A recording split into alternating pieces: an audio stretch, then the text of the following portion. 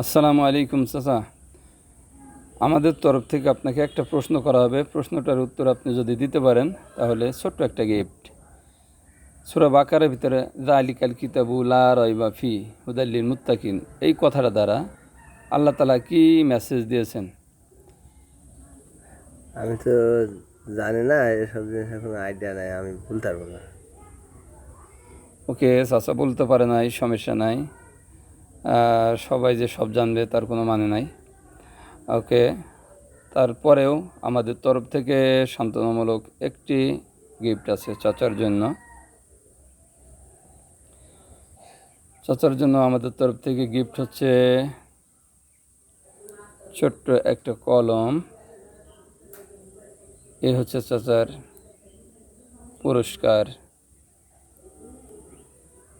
ওকে চাচা, ভালো থাকবেন। আসসালামু আলাইকুম।